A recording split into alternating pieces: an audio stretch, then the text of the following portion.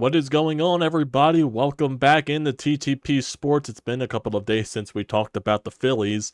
Of course, with this goddamn West Coast road trip, you get 2 late games, and finally they wrap it up today, thankfully in the afternoon, against the Los Angeles Angels, and the Phillies do win the series, let alone they didn't play their best baseball. That is obvious. That is really obvious, especially in today's game. Oh my god, it was, I wouldn't say what you call it a pitcher's duel. It was just both offenses not being good. The Angels could not hit a damn anything with runners in scoring position. Same thing with the Phillies, honestly, but the Phillies struck out 18 times.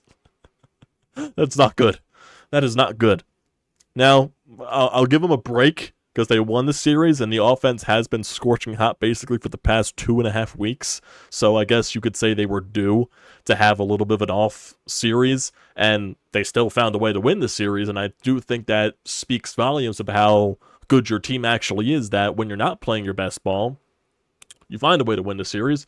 Granted, you're playing a very bad Los Angeles Angels team that just lost Mike Trout for a few months. He played in the first game, and then, he has surgery, and now he's out for a couple of months. Just, the luck of Mike Trout's late career at this point. Just can never stay on the field, sadly.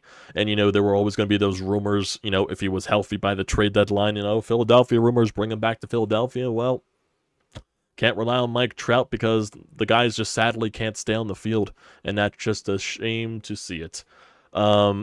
Yesterday's ball game, crazy finish. Absolutely crazy. You got a 3-run bomb by Kyle Schwarber, and that thing was absolutely nuked.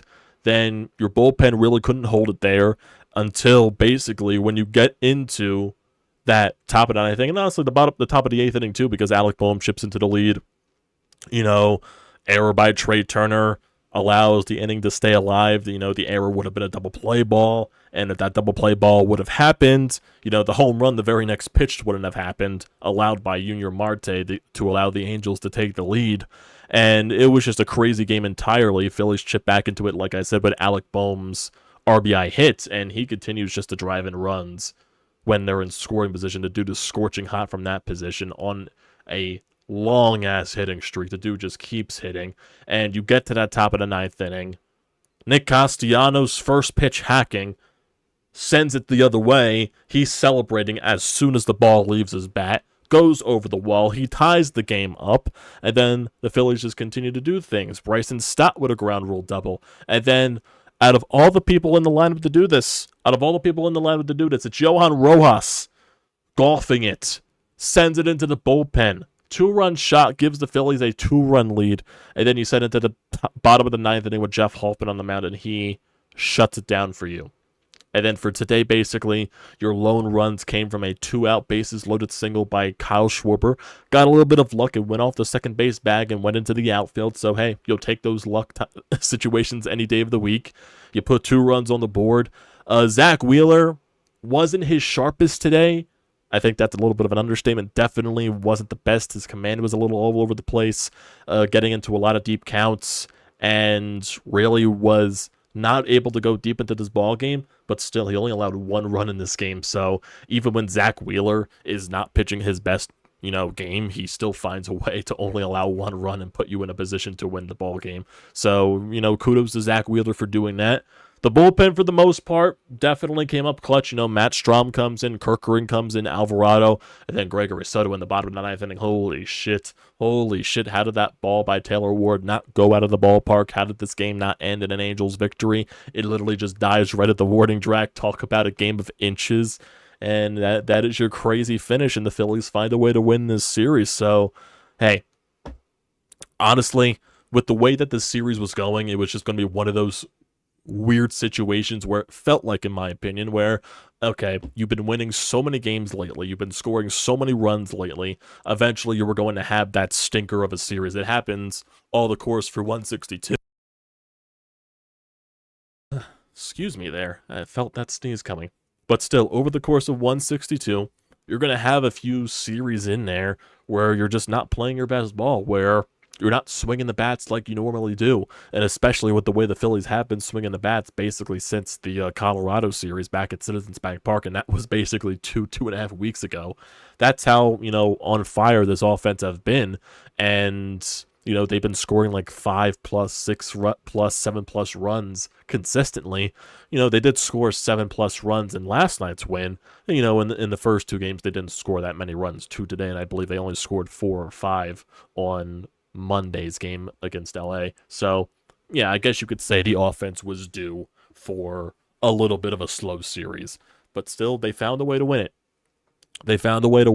And like I said, I think that just puts a little bit more character on this team. Like I said, where they're not playing their best ball, but they have that little extra oomph to find a way to win a series. Even, and when you're playing the Los Angeles Angels, even when you're not playing your best ball, you can lose a series to a team like the Angels. You can lose a series to a team like the Washington Nationals. You can lose a series to a team like, I'm trying to think of some team that's just not that good out there. But really, I think those 2 type of teams, you could definitely describe the Angels and the Nationals right there. But overall, it resulted in a series win. You get a much-needed day off tomorrow because you haven't had a day off in so long, and it's a well-earned day off, I might add as well. So definitely well-earned. That's 2 straight series wins, and that's 5 out of 6 wins, or 5 wins out of your last 6. And on this entire road trip, you won 7 of 10. So that is, really good. That is really good there. 7 of 10 on this road trip. Yeah, it would have been nice to win the series in Cincinnati, but you end up splitting that 4-game series, and then you follow that up with sweeping the Padres and winning a series against a bad Angels team. So I'll take that any day of the week. And then now you're coming home for 6 games, I believe, against San Francisco, which is a weird 4-game series, Friday to Monday. And then you're playing a 2-game series against the Toronto Blue Jays, if I'm not mistaken. So, hey, keep finding ways. Have your day off tomorrow, rest, get everyone rest and relaxed for, this weekend series because it should be electric. Haven't had ballpark and haven't had, a little bit of ball at the Citizens Bank Park for a little bit, so it'll be nice to see. And hey, with this Phillies record right now, what are they, 21-11? They're 21-11. They're the first team to get the 20 wins in the season, and right now they have the most wins in baseball with 21. They're 10 games above 500. You can't say that about, past Phillies teams. This is one of the best starts probably in Phillies franchise history. It's not the most wins to start a season for them so far in the month of April. I believe the 93 team won 24 or something like that. So, yeah, it's not to that extent, but they still won 21 games. So this is, with this core right now, this is 100% the best start that this team has gotten off to with this specific core. And that's what we asked for, right? That's definitely what we asked for. You really struggled in those first 2 series against the Braves and the Reds, but then basically since then, I don't think you lost a series since those, if I'm not mistaken. I don't think you did. May have split a couple of series in between them, but I don't think you lost a single series ever since that first series against the Reds. I think that was the last series you quote-unquote lost. So, they've been playing some good baseball. Their pitching has still been fantastic, basically. I would say this series, Christopher Sanchez wasn't his sharpest, Zack Wheeler wasn't his sharpest. Spencer Turnbull was good once again, and that's still going to be a big, gigantic discussion of what happens the next go-around with Taijuan Walker and like who's going to the bullpen and all that stuff. I still don't agree with sending Turnbull to the bullpen, so we'll just have to wait and see. Rob Thompson keeps saying it's not specifically going to be Turnbull, but that's just what we're all expecting at this point. So it's just a wait-and-see case until something actually happens. And that's basically it from there. It just is, because I still don't agree with it. I just don't. Oh, boy. Oh, boy. First streaming a little bit, and goddamn sneezing. Jesus Christ. A little congested because, it's very stuffy in this room. God, Jesus Christ. My God. My God. Freaking stuffiness, according to my fan that is oscillating right now. It's 85 degrees in this goddamn room. Holy shit. And, of course, because we can't turn the air on, because it's going to be cooler this weekend, like in the 70s, 60s or something like that, there would be no point to turn the air on for a few days just for the weather to get, chillier again. So we got to suffer. Got to suffer for a little bit here, and that's why I sound a little congested. That's why I sound a little stuffy right now, but we do got to power through it. We definitely 100% do have to power through it.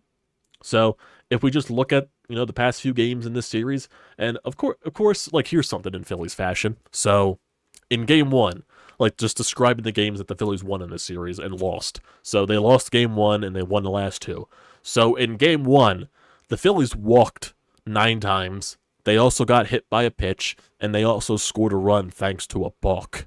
And they ended up losing that game. Today's game, they struck out 18 times, and they somehow win that game. So the Phillies are just not normal. That is just picturesque Phillies baseball. They don't win the games that they should win, and they win the games that they probably should lose, because today they definitely should have lost, and they definitely deserved to lose with 18-plus strikeouts, and they probably deserved to win with 9 walks, a hit by pitch, and a run scored by a balk. So sometimes that's just the way it goes. You still win a series. That's the most important thing. So going to the lineup these past couple of games. So in Monday's game, the 6-5 loss to the Angels, Kyle Schwarber went 1 for 4. Trey Turner went 2 for 4 with 2 runs scored. Bryce Harper 1 for 2 with 2 walks. Alec Bohm 1 for 3 with 3 RBIs. Brandon Marsh 0 for 3. He definitely struggled in the series, and he's kind of coming back down to earth a little bit. Nick Castellanos 0 for 4. Bryson Stott 0 for 2 with 2 walks. Johan Rojas 0 for 3 with a walk, and Garrett Stubbs 1 for 3. Phillies went 1 for 8 with runners in scoring position on Monday night. And pitching-wise, Christopher Sanchez definitely was not his sharpest. 5 innings, 7 hits, 4 earned runs, 2 walks, 1 strikeout, and a home run allowed in the first inning. He only threw 75 pitches. Orion Kerkering comes in for the 6th inning, goes 1-2-3 very quickly, only 9 pitches. And then basically here comes Seranthony Dominguez with, I believe it was tied or the Phillies were winning at this point. I got to make sure because this was in the 7th inning, if I'm not mistaken. So if I go to the 7th inning, okay, so if we go to the bottom of the 6th, okay, here we go. So bottom of the 6th inning, Christopher Sanchez allowed 2 leadoff singles, and then Orion Kerkering came on and basically had to try to get out of that jam. He allowed the 2 runs to score, the inherited runners, which got charged to Christopher Sanchez, and that's what allowed the Angels to tie the game right there. He managed to get out of that situation, but still the game was tied. Phillies in the top of the 2nd inning, leadoff single, then a couple of force outs, then Bryce Harper got intentionally walked, and then Alec Bohm walked, and then Brandon Marsh grounded out with bases loaded at the top of the 7th inning. Then you go to the bottom of the 7th, Seranthony Dominguez comes out in a high leverage situation, tied ball game. We all knew what was going to happen there because Seranthony Dominguez has not been good this year, so he allows an infield single, well, 2 singles to lead off the inning, and then a fielder's choice, which, you know, could have been a double play, but it's 1st and 3rd. Then you get Joe Adell to strike out, and then a wild pitch happens, and then 2 runs score because the pitch got by Stubbs, made a kind of a bad throw, toss to Seranthony trying to get the home plate, goes over Seranthony's head, and then the 2nd run scores because of that, and then the Angels took a 2-run lead. Phillies tried to fight back in the top of the 9th inning. Bohm with a sac fly. They got a couple of base runners, but they weren't able to do anything there. And that's, you lost there. Like I said, 9 walks, hit by pitch, balk, all that crap, and you don't win the ball game there. If we go to yesterday's game, lineup-wise, Kyle Schwarber, he went 1 for 5 with a 3-run shot. Trey Turner, 2 for 5. Bryce Harper, 0 for 3 with 2 walks. Alec Bohm, he was 2 for 5 with an RBI. JT was 1 for 4. Brandon Marsh, 0 for 4. Nick Castellanos, he was 3 for 4, so he had a really good game too. Bryson Stott 1 for 3, and Johan Rojas 1 for 4 with the go-ahead shot, 2-run shot in the 9th inning. Same thing with Nick Castellanos, he had the game-tying shot in the 9th. Phillies go 3 for 7 with runners in scoring position. Then you go to the pitching staff. Spencer Turnbull went 5 1/3 innings, 4 hits, 2 earned runs, 6 strikeouts on 96 pitches. Junior Marte then comes in. He allows 3 runs to score thanks to the Trey Turner error at shortstop, which could have ended the inning, and that's why the Angels took the lead. Matt Strahm comes in, does his job.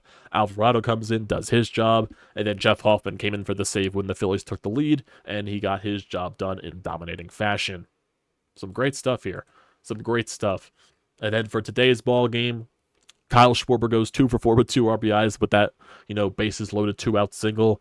Trey Turner 0 for 4. Bryce Harper 1 for 3 with a walk. Alec Bohm 1 for 4, so he extends that hitting streak. JT 1 for 4. Nick Castellanos 0 for 4 with a 4 strikeout. So when he has the big moment yesterday, does not build off of it. So that's classic Nick Castellanos fashion there. Whit Merrifield actually had a good game. He went 2 for 3 with a walk, and I believe he had an extra base hit in there. Yes, he did. Edmundo Sosa goes over 4. Christian Pache goes over 2 with a walk. Then Brandon Marsh eventually came in to pinch hit. And that's basically it from your offense. Pitching-wise, Zack Wheeler, 5 innings, 5 hits, 1 earned run, 1 walk, 6 strikeouts on 106 pitches. His ERA drops to 1.91, so like I said, even when he doesn't have his best stuff, he still finds a way to put you in a position to win. Matt Strahm dominates, 12 pitches, 2 strikeouts in the 6th. Orion Kerkering allows a walk, strikes out 2 on 22 pitches. Jose Alvarado, he allows 3 hits, but thankfully for the Phillies defense, they came up for him, 24 pitches there for Jose. And then Gregory Soto, he allows 2 hits, 1 strikeout, and managed to get out of that situation unscathed, thankfully. 16 pitches for him, 10 strikes, so thank God. So, thank God there. I swear to God, I really thought that Taylor Ward home run was going to go over the wall. Well, not home. I thought that Taylor Ward fly ball was going to go over the wall, and we would have lost the series thanks to a walk-off shot. And if we go to that Taylor Ward fly out, it would have been a home run in 20 of 30 ballparks. Thankfully, Angel Stadium was not one of those. 20 of those ballparks and 10 were not a home run, thankfully. My God. My God, this Phillies team. Thankfully, they managed to win this series. Thankfully. Hey, can't ask for much more. And I do want to try to confirm that fact if they haven't lost a series since the opening weekend, basically, opening week. So if I go past all the series, so let's start with opening week. So they lost those that first series to Atlanta. They lost that series to Cincinnati. They won the series against Washington. They won the series against St. Louis. They split against Pittsburgh. They swept Colorado and Chicago. They split against Cincinnati. They won a series against... They swept San Diego, and they won the series against the Angels. So, yeah, they haven't lost a series since the first Cincinnati series back on April 3rd. So, they've been winning series and splitting series, basically. So, hey, they've been doing their job. We all said that this month of the schedule, month to start the season, was going to be their easiest part of the schedule, and also going into May. And right now, they've been taking care of it. They've been taking advantage of it. So now that you're going into your May schedule, let's see what your May schedule looks like. 4-game series against San Francisco at home, then 2 games against Toronto, and then you get a day off after that. You play a 3-game series in Miami. Then you have a home-and-home series, 4 games there, 2 in New York, 2 at home against New York, the Mets, that is. And then you have a 3-game series at home against Washington, a 3-game series at home against Texas, and then you go out on the West Coast again. You play 3 in Colorado, 3 in San Francisco, and that basically closes out the month of May with 1 more game, which is a 3-game series against the St. Louis Cardinals. So, not going to go that far into the schedule, but yeah, took advantage of your month of April. Let's continue winning. Let's continue winning some series here. That'll be just great for the content, basically. Enjoying some Phillies baseball. So, yeah, always enjoy that. And if we look at the standings so far, just to look at where the Phillies are. Phillies, they are 21-11. They're still a half game behind the Braves because the Braves have played, I believe, 2 or 1 less game than the Phillies. They're 20-9 on the season. I believe they won today, if I'm not mistaken. I believe that, yeah, they did win today against Seattle. So that's why we're a half game back. And the New York Mets, they're 15-14. The Nationals, they're 14-15. And then basically the rest of the league is the rest of the league. Yeah, gotta sneeze again. Jesus. Eventually. So, let's get to the live feed here before I sneeze again. And, yeah, let's do that. We do not have any calls here on the Anytime hotline. So let's get to your chat right here. Star Wars, how are you doing? Yeah, it does suck that, Trout got injured again. That's just unfortunate. Brian, how you doing? If we keep playing like this for a long period of time, do you think we will win the division if you're on? They'll be in a good position. They'll definitely be in a good position. It's just the freaking Braves got to stop winning eventually. You're going to make you're going to make their lives more difficult, though, if you keep winning at this pace. So, if you keep, winning at this pace, you keep winning your series, taking advantage of your series, and then when you eventually play the Braves for your divisional games, you make their lives more of a living hell, to where it's not going to be an easy ride to first place in the NL East. Got to make them sweat a little bit, and that's what this team should be doing, and they're in a position to do that. Is there any prospects that you think in the minor leagues that can come up and help this team a little bit pitching? Not really. I don't think any prospect is really ready right now. Really, it's just maybe they call up, some. I really just don't think there is any. So it's a wait and see process. It is. I think this team is set in stone right now. So yeah, that'll do it for today, everybody. good series win by this team and everything like that. And yeah, we'll touch courses again tomorrow. It's going to be Sixers basically until 9 o'clock because they're playing a 9 o'clock game tomorrow. Because for some reason the NBA thought it would be a good idea to schedule a 9 p.m. game on the East Coast for a Sixers game. Sixers-Knicks. Thank you, Doc Rivers and the goddamn Milwaukee Bucks for somehow beating Indiana. Thanks for that. Sarcastically, thanks. Yeah, that's gonna suck. That's gonna suck. I'm excited to watch the Sixers tomorrow. I'm not excited to watch it at 9 o'clock. That's just me. So, yeah. I'm still debating what I want to do with that tomorrow, whether it'll be a watch party since it's a late night game, basically, or it'll just be a normal recap. So you'll see it pop up in your subscription feed, so definitely don't worry about that. You'll see something pop up, so we'll figure it out as the day goes along. And, yeah. Thanks, guys, for tuning in. Don't forget to leave a comment in the comment section down below. Don't forget to drop a like. Don't forget to hit that subscribe button. Does me a great deal of service. Also, don't forget to use the code TTPSPORTS, $20 off your first purchase at SEATGEEK. Great deal. Don't pass it up. Thanks, guys, again for joining. I'm going to uncongest myself, and I'll see you next time.